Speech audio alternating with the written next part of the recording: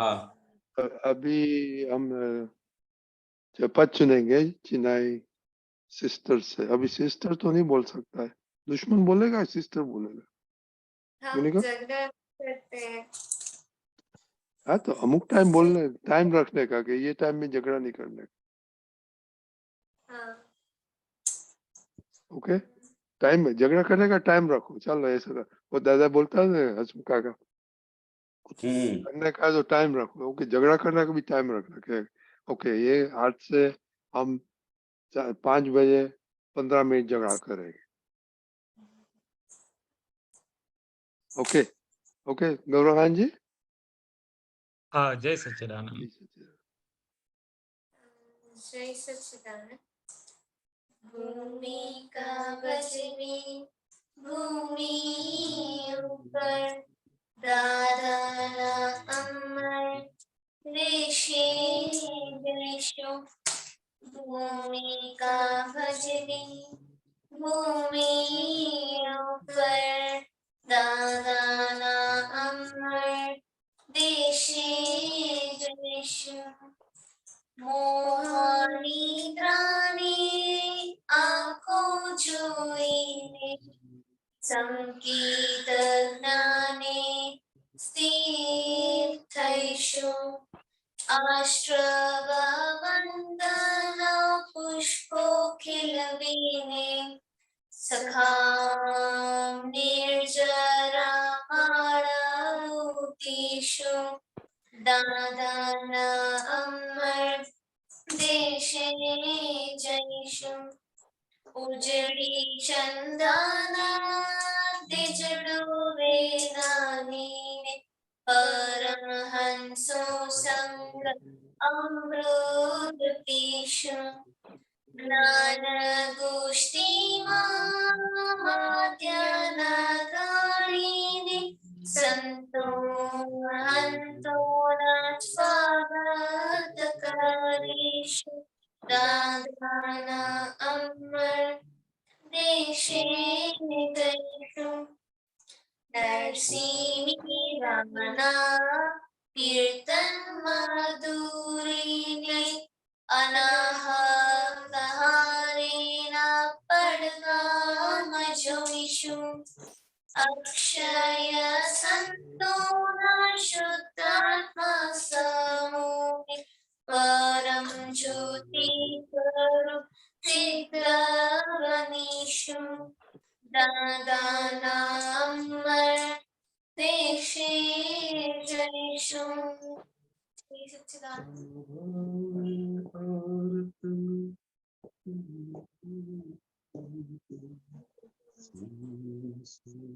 अच्छा, यहाँ तक ही है पद।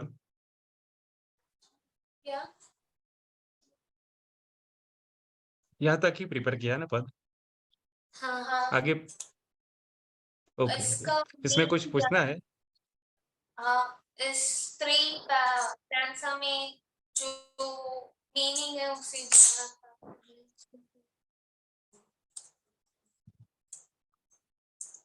हसमुख आनंद जी, શું કહે છે? कौन सा लाइन है आपका?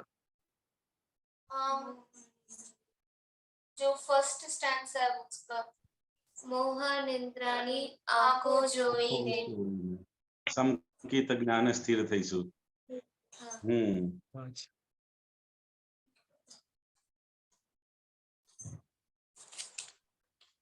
तो शुरुआत में क्या लिखा हुआ है कि भूमिका भजवी गुजराती में છે ને ગૌરંગ ભાઈ હવે? हाँ गुजराती में। ओके ओके आप ભૂમિકા ने ભજવી हिंदी में हिंदीમાં हाँ हाँ, ओके ओके ओके एमना माटे हिंदी है। हाँ हाँ हाँ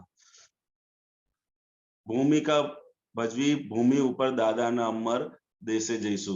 वो दादा भगवान का जो अमर देश है वो कौन सा देश है? तो कि शुद्धात्मा का जो देश है वो ही दादा भगवान का अमर देश है। मतलब मैं शुद्धात्मा हूँ, वही हमारा अमर देश है। मोहन निंद्रानी आंखों चोड़ीने, तो कि ये जीव अनादि से मोह निंद्रा में पड़ा हुआ है। मोह निंद्रा यानी कि क्या? तो कि भाई मेरी समझण में क्या है, आज तक जब तक हमने ज्ञान की प्राप्ति नहीं हुई थी तब तक हमारे समझण में क्या था तो कि भाई मैं ही हसमुख हूँ। तो यह मोह निंद्रा है। कौन सी निंद्रा है? वो हम लोग जो सो जाते हैं वो देह की निंद्रा है। कैसी निंद्रा है? वो देह की निंद्रा है। और देह की निंद्रा में से तो हमको कोई भी जगा सकता है कि भाई चलो ये उठो ऐसा करके। लेकिन ये मोह की निंद्रा है, तो मोह की निंद्रा से जगाने वाले कौन है? तो सिर्फ वो मोह निंद्रा में से जागे हुए लोग ही दूसरे को जगा सकते हैं। तो ऐसे कौन है? तो क्या ऐसे ज्ञानी पुरुष जो है वो हमको मोह निंद्रा में से जगा सकते हैं। तो क्या मोह निंद्रा नी आंखों चोड़ीने समकित ज्ञान स्थिरतैसु, मतलब मैं कौन हूँ उसका हमको ज्ञान हो गया। वो ज्ञान को क्या बोलते हैं? तो कैसे वो समकित हमको प्राप्त हो गया है। लेकिन हमको अभी जो प्राप्त हुआ है वो ज्ञान कैसा है? तो वो कृपा से दिया हुआ है। इसके लिए थोड़ा पुरुषार्थ करना पड़ेगा। वो मतलब इतनी स्थिरता रहती नहीं वो ज्ञान में रहने के लिए। तो बोले ना कि मोह निंद्रा ने आकर समकित ज्ञान है, तो कैसे करके हम एक ज्ञान में स्थिर हो जावे? तो कोई उसके लिए हमको ये जो 5 आज्ञा दिया हुआ है, तो 5 आज्ञा के जितना जितना प्रयोग में रहेंगे इतना इतना ये ज्ञान में हम धीरे धीरे स्थिर होते जाएंगे। बराबर। ज्ञान में स्थिर होने का क्या मतलब क्या हुआ? तो कि भाई मैं निर्णय निश्चय से शुद्धात्मा हूँ, और ये जो बाहर की जो क्रिया कर रहे हो उसमें मैं कहीं भी नहीं हूँ। वो स्थिरता धीरे धीरे हमारे अंदर बढ़ती जाएगी। जितनी जितनी ज्ञान की स्थिरता बढ़ती जाएगी उतने उतने बाहर के भाग में भी हम स्थिर होते जाएंगे। मतलब वो समझण के भाग में ज्ञान की स्थिरता, मतलब वो समझण में हमको पक्का होना चाहिए। और जितना जितना वो पक्का हो गए उतना उतना हमारा ज्ञान आगे बढ़ता जाए, वो क्रियाकारी होता जाएगा। बरोबर है। तो मोह निंद्रा में से कितनी पुण्य हुए तो ऐसे मोह निंद्रा में से जगाने वाला हमको कोई मिलता है। ऐसे ज्ञानी पुरुष की प्राप्ति हमको होती है। बाकी कई अवतार कई जन्म हमारे ये मोह निंद्रा से अंदर चले गए, मगर ये काल के अंदर हमको ऐसे ज्ञानी पुरुष दादा भगवान मिले और उनका ज्ञान मिला, तो कि ये मोह निंद्रा से हमको उठाने वाले मिल गए। मोह निंद्रा से एक बार आप उठ गए फिर आप कभी मोह निंद्रा में वापस जा सकते नहीं। ऐसा ज्ञान अब कर हमको एक बार मिल गया तो फिर अब कभी वो अ, मोह निद्रा में फिर वापस जा सकते नहीं। ऐसे समकित ज्ञान में हम स्थिर होते जाएंगे। बरोबर है मोनिका जी? हाँ। मोह निद्रा मालूम पड़ा ना? कौन किसको मोह निद्रा बोलते हैं? जो मैं हूँ करके खुशी अलग है और शुद्धात्मा अलग है। हाँ, मैं खुशी हूँ ऐसी जब तक मान्यता है वो मोह निद्रा है। बरोबर है। और मैं शुद्धात्मा हूँ ये हमको प्राप्त हो गया तो मोह निद्रा चली गई। क्या हुआ? मोह निद्रा में से हम उठ गए। मोह निद्रा कई जन्मों से, मतलब कई कितने साले जन्मों से अगर मोह निद्रा में है, लेकिन उसमें हमको उठाने वाला मतलब जगाने वाला कोई मिल गया तो अनादि काल की मोह निद्रा से हम उठ सकते हैं। जैसे आप सोए हुए हैं, समझो 5 दिन से सोए हुए हैं और बाजू में मैं आके वो मोनिका ने हाथ हिला दिया तो आप जग जग जाओगे कि नहीं जग जाओगे? जग जाएंगे। बरोबर है। तो उठाने के लिए कितना टाइम लगा? दो सिर्फ 2 मिनट या 3 मिनट ही लगा ना। 5 दिन से आप सोए पड़े थे लेकिन कोई उठाने वाला नहीं थी।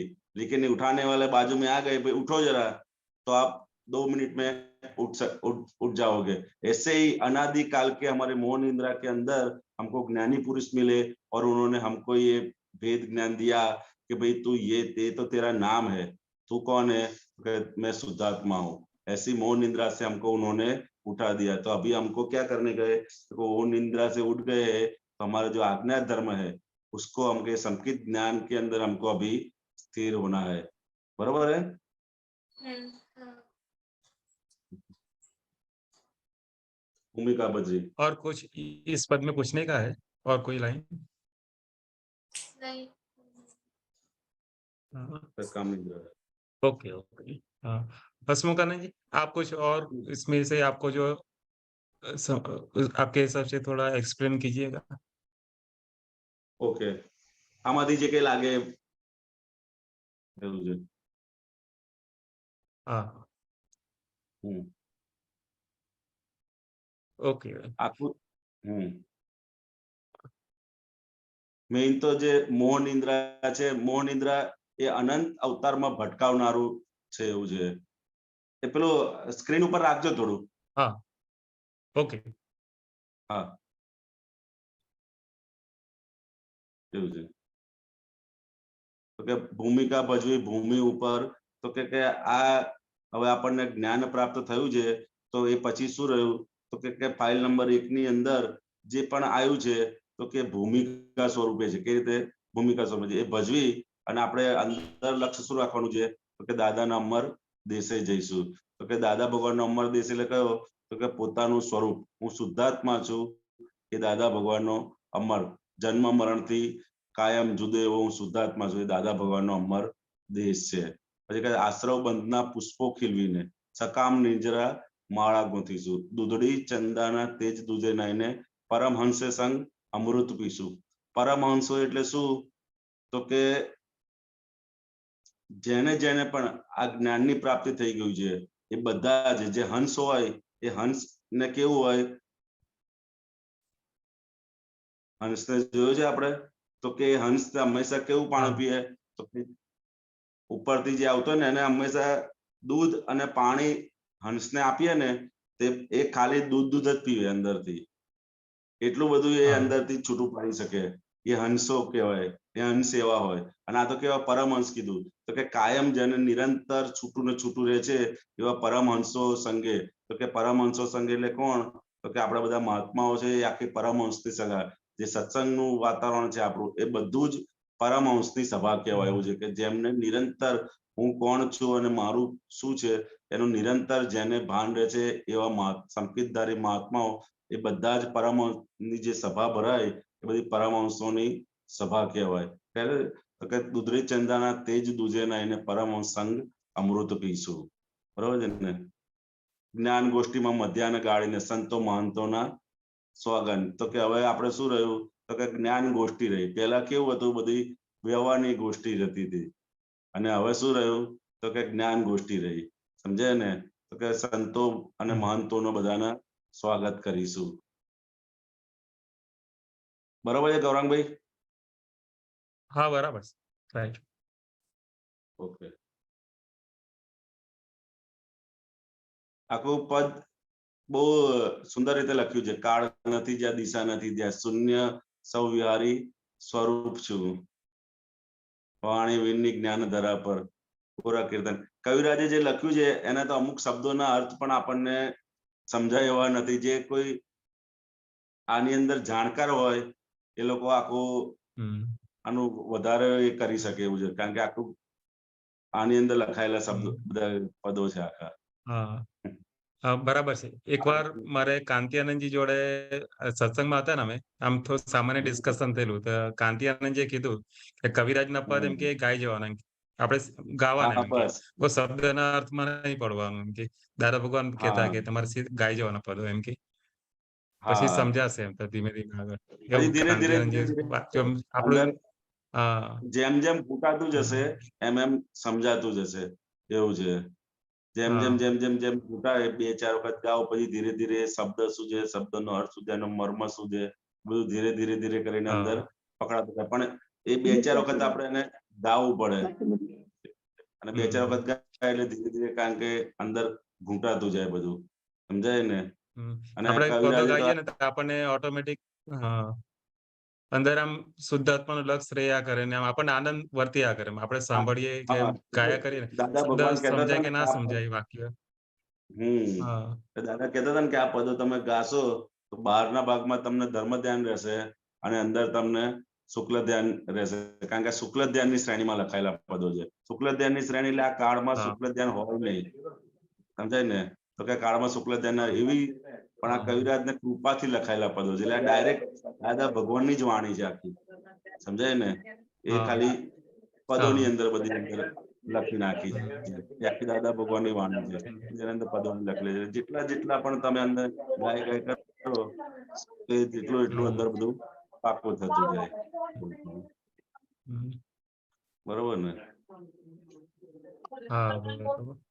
હસમુખ આનંદજી,